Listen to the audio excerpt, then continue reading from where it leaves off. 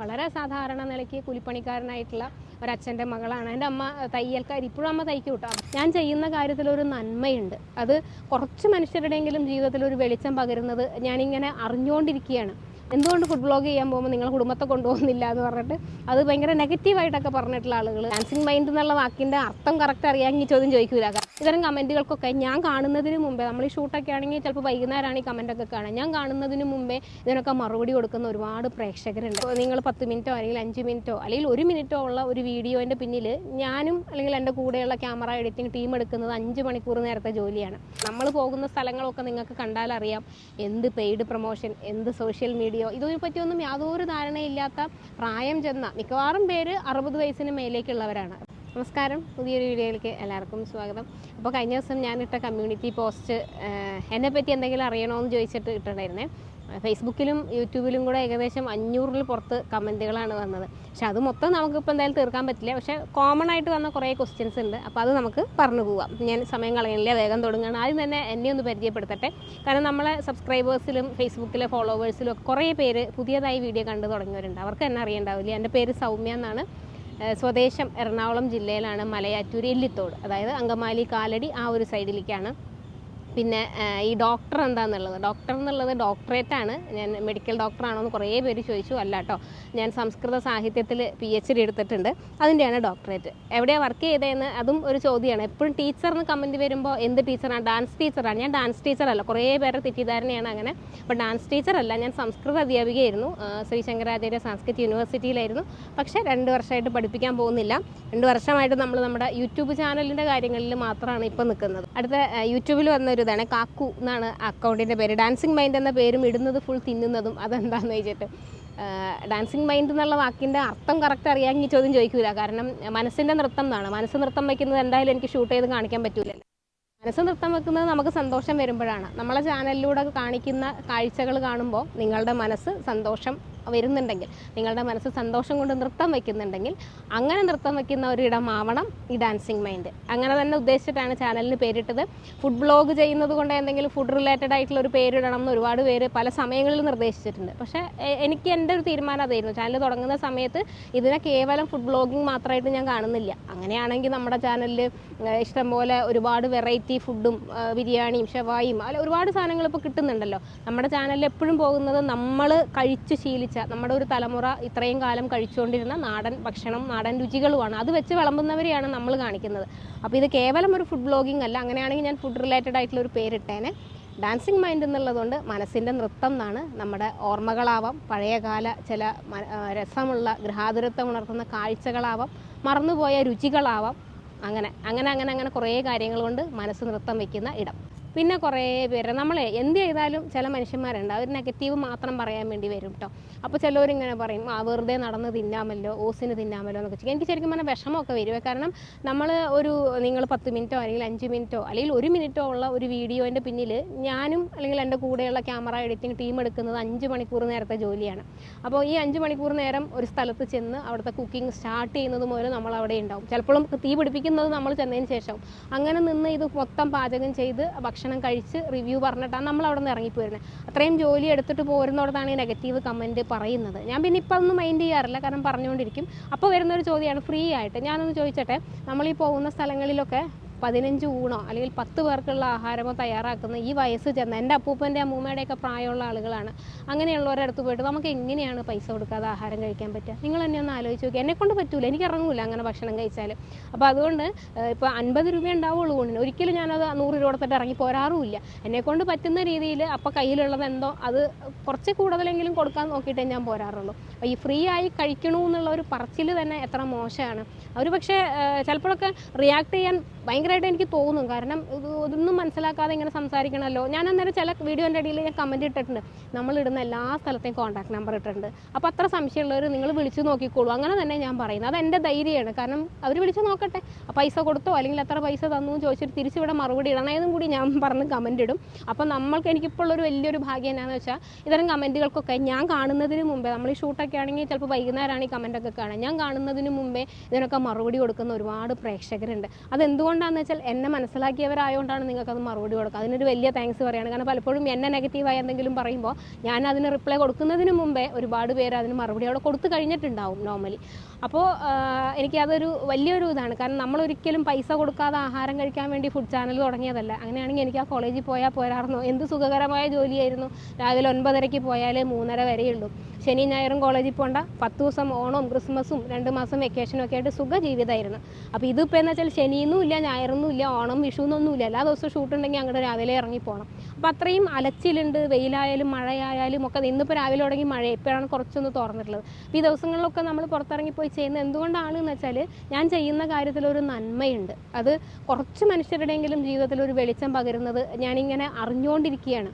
അതിൻ്റെ ഒരു എന്താ പറയുക, ഒരു സന്തോഷം, ഒരു സാറ്റിസ്ഫാക്ഷൻ ഒക്കെ എനിക്ക് കിട്ടുന്നുണ്ട്. അതുകൊണ്ടാണ് കഷ്ടപ്പാടുണ്ടെങ്കിലും ബുദ്ധിമുട്ടുണ്ടെങ്കിലും ഞാൻ ഇതിൻ്റെ ബാക്കിൽ നിൽക്കുന്നത്. എനിക്കത് സന്തോഷം തരുന്നുണ്ട്. എൻ്റെ ഒരു പാഷനും കൂടിയായിരുന്നു ഒരു യൂട്യൂബ് ചാനൽ എന്നൊക്കെ ഉള്ളത്. അപ്പോൾ അതുകൊണ്ട് അങ്ങനെ നിൽക്കുന്നത്. അപ്പോൾ ദയവ് ചെയ്ത് ഇത്തരം കമൻറ്റുമായിട്ട് ഇനി വരരുത്. നിങ്ങൾക്ക് സംശയമുള്ള ആർക്ക് വേണമെങ്കിലും നമ്മൾ വീഡിയോയിട്ട് ഫോണുള്ളവരുടെ എല്ലാവരും ഞാൻ നമ്പർ വെക്കുന്നുണ്ട്. അവിടെ വിളിച്ച് ചോദിക്കാൻ, ഞാൻ പൈസ തന്നോ തരാറില്ല അതൊക്കെ ചോദിക്കുക. വെറുതെ എന്തിനാണ് ഇങ്ങനെ പറഞ്ഞുകൊണ്ടിരിക്കുന്നത്? നമുക്ക് ഒരാളെ അംഗീകരിക്കാൻ താല്പര്യമില്ലെങ്കിൽ വേണ്ട, വിട്ടേക്കൂ. അവരവരുടെ കാര്യങ്ങളുമായി മുന്നോട്ട് പോയിക്കോട്ടെ. ഷംന, അങ്ങനെയാന്ന് തോന്നുന്നു പേര്. അപ്പോൾ അത് അക്കൗണ്ടിൽ നിന്ന് ചോദിച്ചിരിക്കുകയാണ്, യൂട്യൂബിൽ പ്രൊമോഷൻസ് ഇല്ലാതെ പെയ്ഡ് റിവ്യൂസ് ഇല്ലാതെ ഇത്രയും long travels and vlogging, what attracted you this area എന്ന് ചോദിച്ചിരിക്കുകയാണ്. നമ്മളൊരു കാര്യം തുടങ്ങുന്ന സമയത്ത് നമുക്കൊരു കൃത്യമായിട്ട് ഒരു തീരുമാനങ്ങളും നിലപാടുകളും ഉണ്ടാവും. അപ്പോൾ എനിക്ക് തുടങ്ങിയ സമയത്ത് ഞാൻ ആദ്യം ഈ ചാനലിൽ ആദ്യത്തെ സബ്സ്ക്രൈബർ വരുന്ന സമയത്ത് തന്നെ തീരുമാനിച്ചിരുന്നു, നമ്മളെ യൂട്യൂബ് ചാനലിനകത്ത് നമ്മൾ ഒരു തരത്തിലുമുള്ള പെയ്ഡ് പ്രൊമോഷൻസ് ചെയ്യില്ല. അതിന് വേറെ ഒരുപാട് പ്ലാറ്റ്ഫോമുകളുണ്ട്, ചെയ്യുന്ന ഒരുപാട് ആളുകളുണ്ട്. അപ്പോൾ അവർ ചെയ്തോട്ടെ. നമ്മുടെ ചാനലിൽ കുറച്ച് നാടൻ ഭക്ഷണം, നമ്മൾ പോകുന്ന സ്ഥലങ്ങളൊക്കെ നിങ്ങൾക്ക് കണ്ടാലറിയാം എന്ത് പെയ്ഡ് പ്രൊമോഷൻ, എന്ത് സോഷ്യൽ മീഡിയ, ഇതിനെ പറ്റിയൊന്നും യാതൊരു ധാരണയില്ലാത്ത പ്രായം ചെന്ന മിക്കവാറും പേര് 60 വയസ്സിന് മേലേക്കുള്ളവരാണ് പോകുന്ന കടകളിലൊക്കെ. അപ്പോൾ അവർക്ക് ഇതിനെപ്പറ്റി അറിഞ്ഞുകൂടാ. അവർക്ക് എന്ത് പെയ്ഡ് പ്രൊമോഷൻ, നമ്മൾ എന്തിനിത് ഷൂട്ട് ചെയ്യണു എന്നുള്ളത് പോലും അവർ പിന്നീട് അറിയുന്നത് ഈ കട അന്വേഷിച്ച് ഒരുപാട് ആളുകൾ ചെല്ലും. അതെൻ്റെ ഒരു ഭാഗ്യമാണ് കേട്ടോ. കാരണം നമ്മൾ ചാനലിലൂടെ കാണുന്ന വ്യൂവേഴ്സ് എല്ലാം തന്നെ ഒരു ജെന്യൂൻ വ്യൂവേഴ്സാണ്. അപ്പോൾ അതുകൊണ്ട് തന്നെ പലപ്പോഴും ഇത്തരം വീഡിയോസ് ഇടുമ്പോൾ അവിടെ ഫുഡ് കഴിക്കാൻ വേണ്ടി ആളുകൾ ചെല്ലും. നല്ല ഭക്ഷണമാണെങ്കിൽ അവരത് അഭിനന്ദിച്ചിട്ട് തന്നെ തിരിച്ചു പോരും. കൂടെ പറയുകയും ചെയ്യും ഞങ്ങളിങ്ങനെ വീഡിയോ കണ്ട. അപ്പോഴാണ് ശരിക്കും പറഞ്ഞാൽ ഈ ആളുകൾ അത് മനസ്സിലാക്കുന്നത്, ഓ അതിൻ്റെ ഒരു വാല്യൂ എന്താണെന്ന്. അപ്പോൾ അതിനുശേഷം പലപ്പോഴും വീഡിയോ എടുത്തു കഴിഞ്ഞ് വീഡിയോ പോസ്റ്റ് ചെയ്ത് കഴിഞ്ഞതിന് ശേഷം ഇവരൊക്കെ നമ്മളെ വിളിക്കും. ഇന്നും വിളിച്ചു, ഇന്നും രാവിലെയും വിളിച്ചു, ഇതുപോലെ നമ്മൾ ചെയ്ത ഒരു കടയിൽ നിന്ന്. അപ്പോൾ ഈ വയസ്സായ ആളുകൾ മനസ്സിലാവുന്നത് അപ്പോഴാണ്. അപ്പോൾ അവർ പറയൂ ഒരുപാട് ആളുകൾ അന്വേഷിച്ച് വന്നു, ദൂരെ നിന്നും പോലും. അപ്പോൾ തിരുവനന്തപുരത്തെ വീഡിയോ ആണെങ്കിൽ ചിലപ്പോൾ കൊല്ലത്തുനിന്നും പത്തനംതിട്ടയിൽ നിന്നൊക്കെ ആളുകൾ അന്വേഷിച്ച് വന്നു, ആഹാരം കഴിച്ചു, നല്ലത് പറഞ്ഞിട്ട് പോയി എന്ന് പറയുമ്പോൾ അവരിൽ നിന്ന് നമുക്ക് കിട്ടുന്ന ഭയങ്കര ഒരു സന്തോഷം, ഒരു പോസിറ്റീവ് എനർജി ഒക്കെ ഉണ്ട്. അത് ഒരു വശം. അപ്പോൾ ഒരു പെയ്ഡ് പ്രൊമോഷൻ ചെയ്യുമ്പോൾ കിട്ടുന്നത് ഇതായിരിക്കില്ല. അപ്പോൾ പെയ്ഡ് പ്രൊമോഷൻ ആകുമ്പോൾ ഇപ്പോൾ ഞാൻ നിങ്ങളുടെ കയ്യിൽ നിന്ന് പൈസ മേടിച്ചിട്ടാണ് ഞാനൊരു വീഡിയോ ചെയ്യണമെന്നുണ്ടെങ്കിൽ എനിക്ക് ആ ഫുഡിനകത്ത് ഞാൻ കോംപ്രമൈസ് ചെയ്യേണ്ടി വരും, ഇല്ലേ? ഉറപ്പല്ലേ? അതേസമയം എനിക്കിവിടെ അതിൻ്റെ ആവശ്യമില്ല. പിന്നെ ഇതിൻ്റെ കൂടെ തന്നെ ചേർത്ത് പറയട്ടെ, ഒരുപാട് പേര് ചോദിച്ചിരുന്നു നിങ്ങൾ എല്ലാ സ്ഥലത്തും ഫുഡ് കഴിച്ചിട്ട് കൊള്ളാം കൊള്ളാം എന്ന് പറയുന്നതല്ലോ. അതെന്താ എല്ലാ സ്ഥലത്തും ഫുഡ് കഴിച്ചിട്ട് കൊള്ളാം കൊള്ളാം എന്ന് പറയുന്നതല്ല, കൊള്ളാവുന്ന വീഡിയോ മാത്രമേ നമ്മൾ പോസ്റ്റ് ചെയ്യാറുള്ളൂ.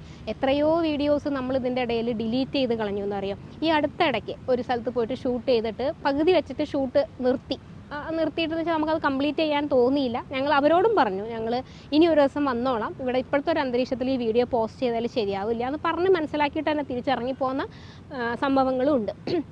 ചിലത് അവിടുത്തെ വൃത്തിയുടെ പ്രശ്നങ്ങളായിരിക്കാം, ചിലത് അതല്ല, ഒരാൾ ഒറ്റയ്ക്ക് നടത്തുന്ന ചില തീരെ വയ്യാത്ത ഒരു സ്ഥലത്തെ വീഡിയോ ഞാൻ ഇട്ട് കൊടുത്തിട്ട് ഒരുപാട് ആളുകൾ ചെന്ന് കഴിഞ്ഞാൽ മാനേജ് ചെയ്യാൻ പറ്റാത്ത അമ്മമാരുണ്ട്. അത് അവർ തന്നെ നമ്മളോട് പറയുമ്പോൾ ആ വീഡിയോ പോസ്റ്റ് ചെയ്യാറില്ല. അപ്പോൾ ഫുഡ് കൊള്ളില്ലാത്തതുകൊണ്ട് മാത്രമല്ല, ഇതുപോലെയുള്ള ഇഷ്യൂസ് നിലനിൽക്കുന്ന സ്ഥലങ്ങളിലെ വീഡിയോ പോസ്റ്റ് ചെയ്യാറില്ല. അപ്പോൾ എല്ലാം കൊള്ളാം എന്ന് പറയുന്നതാണെന്ന് ചോദിക്കുന്ന ആളുകൾക്കുള്ള മറുപടിയാണ്. പിന്നത്തെ ഒരു കാര്യം, ഈ ആളുകളൊക്കെ ഉണ്ടല്ലോ, ഇവരിൽ പലരും ചോദിച്ചു കഴിഞ്ഞാൽ 13 14 വയസ്സിൽ പിന്നെ പാചകം തുടങ്ങിയവരാണ്, ഈ ഹോട്ടലുകളൊക്കെ തുടങ്ങിയവരാണ്. ലാസ്റ്റ് എടുക്കാൻ പോയ വീഡിയോയിൽ അമ്മ പറഞ്ഞു സ്കൂളിൽ പോയിട്ടേ ഇല്ല. ആലോചിച്ച് നോക്കൂ, അവർ സ്കൂളിൽ പോയിട്ടില്ല, അവരുടെ അത്ര ചെറിയ പ്രായത്തിൽ അവർ അമ്മയുടെ കൂടെ ഈ കടയിൽ ജോലി ചെയ്യാൻ തുടങ്ങി. അങ്ങനെയൊക്കെയുള്ള സ്ഥലങ്ങളിലെ ആളുകളെ നമ്മൾ ചാനലിലൂടെ മുന്നിലേക്ക് കൊണ്ടുവരുമ്പോൾ അവർക്ക് കൊടുക്കുന്ന ഒരു അംഗീകാരം തന്നെയാണ്.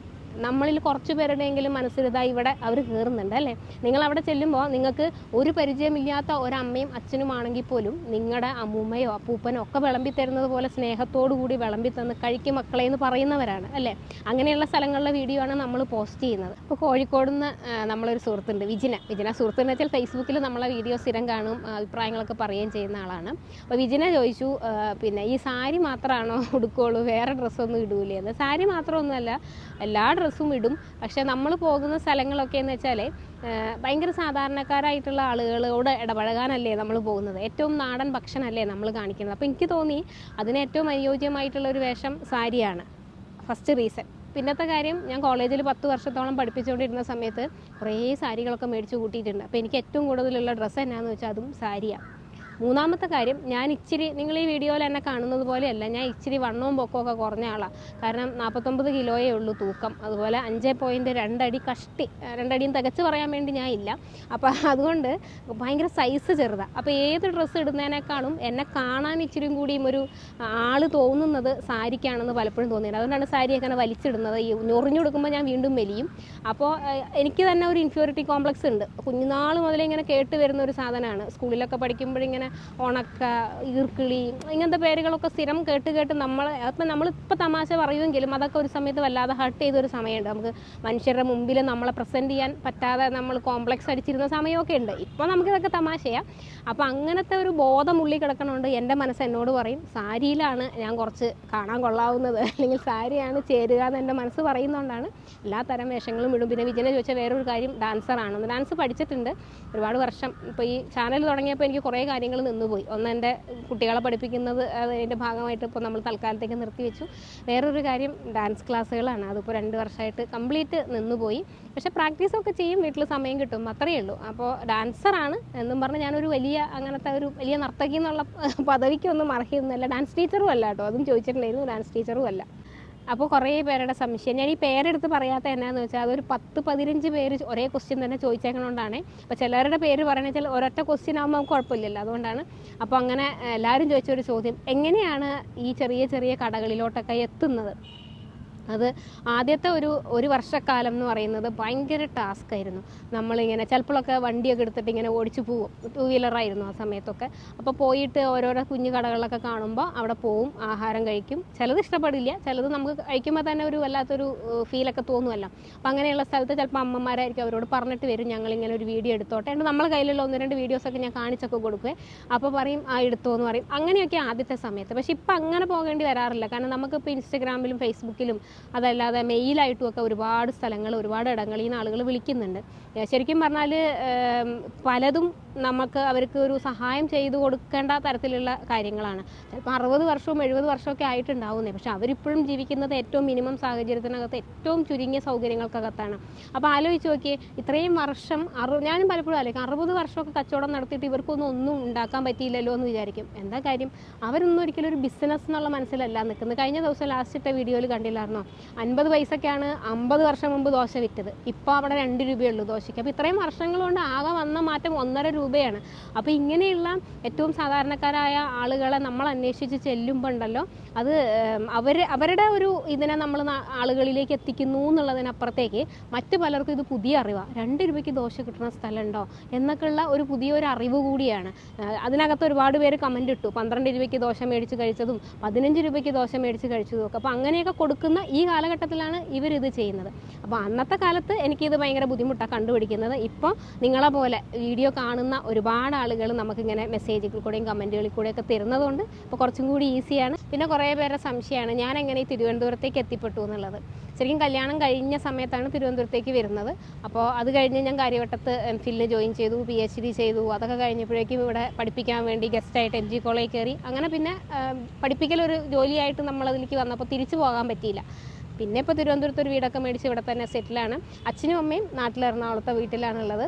പിന്നെ ഒരു ബ്രദറുണ്ട്, ബ്രദറും വൈഫും ദുബായിൽ സെറ്റിൽഡാണ്. ഞങ്ങൾ മാത്രമാണ് ഇപ്പോൾ തിരുവനന്തപുരത്തുള്ളത്.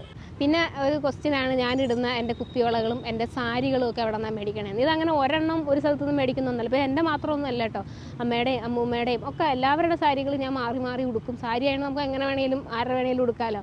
അപ്പോൾ ഇതങ്ങനെ ഒരു സ്ഥലത്ത് നിന്ന് ഇന്ന സ്ഥലത്ത് നിന്ന് മേടിക്കുമെന്ന് പറയാൻ പറ്റാത്തതുകൊണ്ടാണ് അങ്ങനത്തെ കമൻറ്റിൽ നിന്ന് ഞാൻ റിപ്ലൈ കൊടുക്കാറില്ല. പിന്നെ വളകൾ ചോദിക്കുന്നത്, പ്രധാനമായിട്ട് വള മേടിക്കുന്നത് മധുര മീനാക്ഷി ക്ഷേത്രത്തിൻ്റെ അവിടെ മധുരയിൽ പോണ സമയത്ത് തൊട്ടടുത്തായിട്ട് വളകൾക്ക് വേണ്ടി മാത്രം ഒരു വളൈക്കര സ്ട്രീറ്റ് ഉണ്ട്. നമ്മളെ ചാനലിൽ അതിൻ്റെ വീഡിയോയും ഉണ്ട്. ഞാൻ ആ സ്ട്രീറ്റിൽ നിന്ന് തന്നെ വീഡിയോ അപ്ലോഡ് ചെയ്തിട്ടുണ്ട്. അപ്പോൾ അവിടെ പോയി കഴിഞ്ഞാൽ ഭയങ്കര ലാഭത്തിൽ കുപ്പിവളകളും മേടിക്കാം. അത് ഈ ലോകത്ത് കിട്ടാവുന്ന എല്ലാ കളറും കിട്ടും. പിന്നെ തിരുവനന്തപുരത്ത് കിട്ടുന്ന 2 സ്ഥലം പറഞ്ഞുതരാം. ഒന്ന് കിഴക്കേക്കോട്ടയിലെ പത്മനാഭസ്വാമി ക്ഷേത്രത്തിൻ്റെ നടയിൽ ഒരു അമ്മ ഇരിക്കുന്നുണ്ട്. ഭയങ്കര വില കുറവിൽ വള കിട്ടും. എന്ന് വെച്ചാൽ 12 വളയ്ക്ക് 30 രൂപയുള്ളൂ. പിന്നെ പൂജപ്പുര മണ്ഡപത്തിൻ്റെ ഓപ്പോസിറ്റായിട്ട് അവിടെയും ഒരു വള വയ്ക്കുന്ന ചേച്ചിയുണ്ട്. അപ്പോൾ ഇത് രണ്ടുമാണ് തിരുവനന്തപുരത്ത് കിട്ടുന്ന സ്ഥലങ്ങൾ. അപ്പോൾ സാരി പിന്നെ ഈ പറഞ്ഞ ഒരു കടയിൽ നിന്നൊന്നല്ല, കിട്ടുന്നിടത്തുനിന്നൊക്കെ മേടിക്കും. അങ്ങനെയൊക്കെയാണ്.